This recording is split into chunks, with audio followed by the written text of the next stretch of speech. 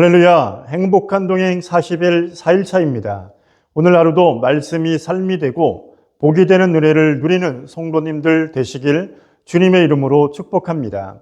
9월 18일 목요일 오늘의 말씀은 여호수아 22장부터 사사기 4장까지의 말씀입니다. 먼저 여호수아 22장은 요단 동편으로 돌아간 두 지파 반에 대한 내용입니다. 가나안 정복을 마치고 르우벤과 갓 그리고 므낫세의 반 지파는 요단 동편으로 돌아갑니다. 그러던 중 두 지파 반은 가던 길에 제단을 쌓게 되는데 그 단은 오해의 불씨가 되어 남은 지파의 분노를 사고 맙니다. 지파 간에 긴장감이 돌았던 것이죠. 그때 두 지파 반은 유순하고 지혜로운 대응으로 의기를 극복하고 오해를 풀게 됩니다. 여호수아 23장 말씀입니다. 여호수아의 고별사에 대한 내용인데요. 나이 많아 늙은 여호수아는 유언과 같은 고별사를 전합니다. 여호수아는 마지막으로 순종에 따른 축복과 불순종에 따른 저주를 설교합니다. 언약 공동체에 속한 사람들이라고 은혜를 보장받는 것은 아닙니다. 다음으로 24장 말씀입니다. 세겜 언약과 여호수아의 죽음을 기록하고 있는데요. 여호수아는 여호와와 우상 중 너희가 섬길 자를 오늘 선택하라 라고 말합니다. 이스라엘은 하나님만 의지하고 순종할 것을 결의합니다. 신앙에는 중립지대란 없습니다. 신앙은 순종과 선택의 싸움입니다. 여호수아가 110세의 죽음으로 여호수아는 그 막을 내리게 됩니다. 다음으로 사사기 말씀입니다. 하나님의 축복으로 가나안 땅에 정착한 이스라엘은 하나님의 백성으로서 거룩한 삶을 살지 못하게 되었습니다. 그들은 불과 한 세대가 끝나기도 무섭게 타락의 수령으로 빠져들게 되었던 것이죠.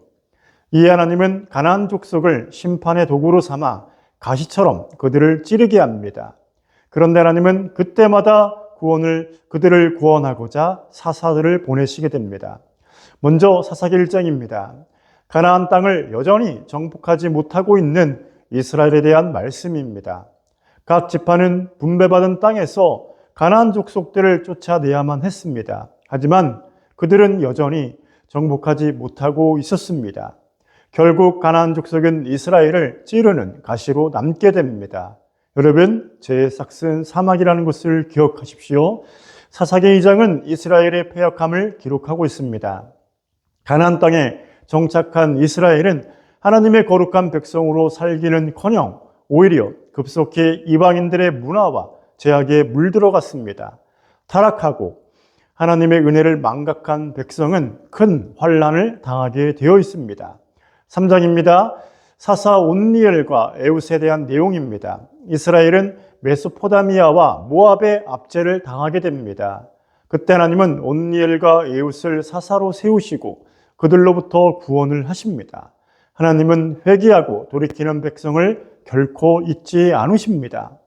4장 말씀은 드보라와 바락의 승리를 기록하고 있습니다. 여사사 드보라의 활약이 두드러지게 기록되어지고 있습니다. 한 여인이 이스라엘의 지도자로 세우심을 받는 것은 특별한 일입니다. 여러분, 하나님은 남녀를 구별하지 않고 하나님은 여인을 통해서도 일하신다는 것을 말씀을 통해서 배우게 됩니다. 어려움 가운데 처한 사사들을 보내셔서 하나님은 그들을 구원하셨습니다. 하나님을 찾는 자가 하나님을 만나고 하나님의 은혜를 누리게 됩니다. 오늘 하루도 말씀과 동행함으로 실제하신 하나님을 만나는 복된 하루가 되기를 주님의 이름으로 축복합니다. 아멘.